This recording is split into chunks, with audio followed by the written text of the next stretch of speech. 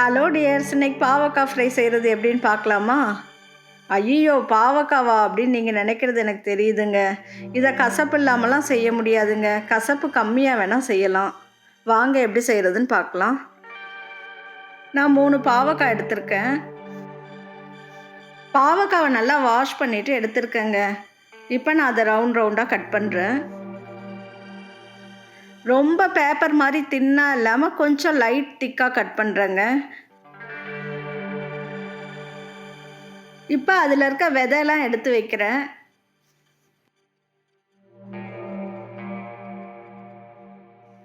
இதை பாருங்கள், எல்லாத்தையும் கட் பண்ணிட்டேன்.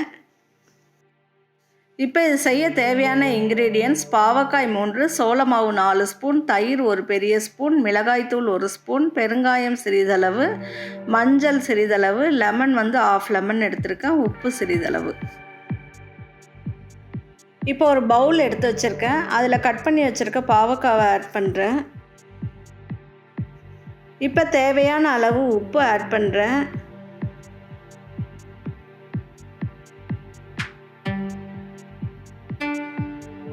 அதுக்கப்புறமா கொஞ்சோண்டு மஞ்சள் தூள் ஆட் பண்ணுறேன்.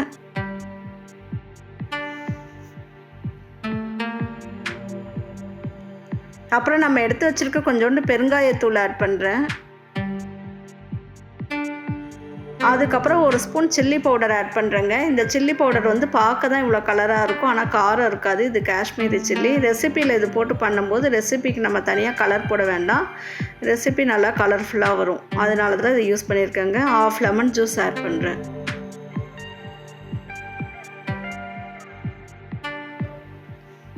இப்போ அதுக்கப்புறம் ஒரு பெரிய ஸ்பூன் தயிர் ஊற்றி ஒன்றா மிக்ஸ் பண்ண போகிறேங்க.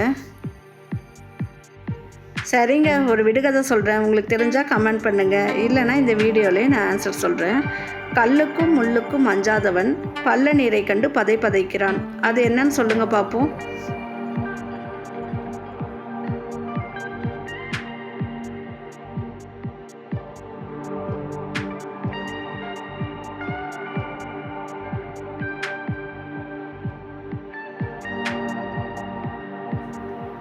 இந்த மசாலா பொருள்லாம் ஒன்றா மிக்ஸ் பண்ணதுக்கப்புறம் நான் எடுத்து வச்சுருக்க கார்ன்ஃப்ளவர் மாவு போட்டு மிக்ஸ் பண்ணுறேங்க.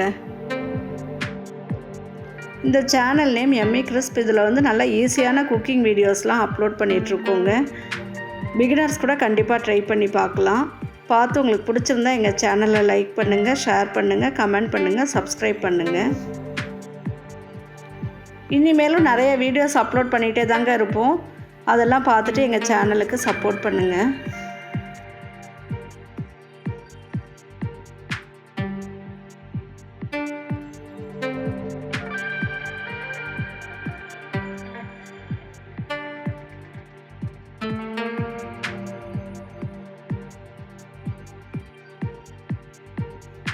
கேஸ் ஸ்டவ் ஆன் பண்ணிட்டேங்க. அதில் ஒரு அகலமான பேன் எடுத்து வச்சுருக்கேன். இந்த வீடியோ பார்க்குற யாராவது இன்றைக்கி பர்த்டே கொண்டாடுறீங்களா, இல்லை வெட்டிங் டே கொண்டாடுறீங்களா? அவங்களுக்கு எங்கள் சேனல் சார்பாக வாழ்த்துக்களை தெரிவிச்சுக்கிறோங்க. இப்போ இந்த பேன் சூடாயிடுச்சுங்க. பாவக்காய் ஃப்ரை பண்ண தேவையான அளவு எண்ணெய் ஆட் பண்ணுறேன்.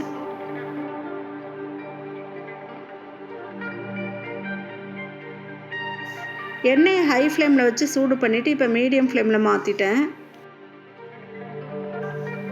இப்போ மசாலா தடவி வச்சுருக்க பாவக்காவை எடுத்து எண்ணெயில் ஒன்றா பிரித்து போடுறேங்க. அப்போ தான் ஃப்ரை பண்ணி எடுக்கும்போது நமக்கு பாவக்காய் ஒன்றோட ஒன்று ஒட்டாமல் தனித்தனியாக இருக்கும்.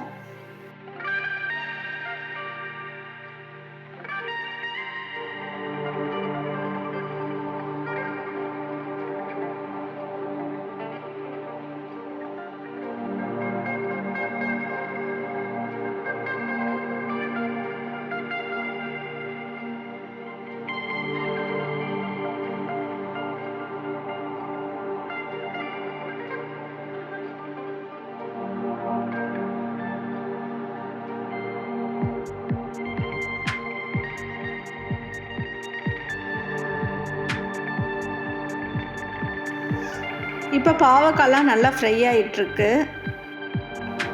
என்னங்க, விடுகதையோட ஆன்சர் கண்டுபிடிச்சிட்டிங்களா? எத்தனை பேருக்கு தெரிஞ்சது? தெரியாதவங்களுக்கு நான் ஆன்சர் சொல்கிறேன். அதோட ஆன்சர் நெருப்பு. இப்போ ஃப்ரை பண்ணி முடிச்சிட்டேங்க. எல்லாத்தையும் ஒரு பிளேட்டில் டிஷ்யூ பேப்பர் போட்டு அதில் ட்ரான்ஸ்ஃபர் பண்ண போகிறேன். எக்ஸஸ் ஆயில்லாம் அதில் வந்துடும். இது 1 வீக் கூட வச்சு நம்ம ஸ்டோர் பண்ணி சாப்பிட்லாங்க. ஒரு ஏர்டைட் கண்டெய்னரில் போட்டு ஸ்டோர் பண்ணி வச்சுருங்க. எல்லா சாப்பாட்டுக்குமே இது தொட்டு சாப்பிட நல்லாயிருக்கும். இது கொஞ்சம் கசப்பு கம்மியாக தான் இருக்கும். உங்கள் குழந்தைங்களுக்கும் கொடுத்து ட்ரை பண்ணி பாருங்கள் சாப்பிட்றாங்களான்னு.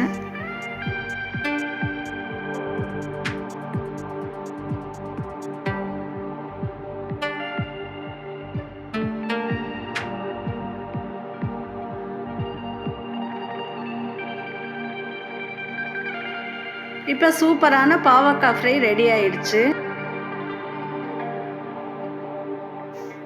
அதே எண்ணெயில் கொஞ்சோண்டு கருவேப்பிலையை ஃப்ரை பண்ணி தூவி விட்டுக்கோங்க. சாப்பிடும்போது ரொம்பவே டேஸ்ட் நல்லாயிருக்கும். கண்டிப்பாக நீங்களும் ட்ரை பண்ணி பார்த்துட்டு எப்படி இருக்குன்னு கமெண்ட் பண்ணுங்கள். நாளைக்கு இன்னொரு நல்ல ரெசிபியில் பார்க்கலாம்.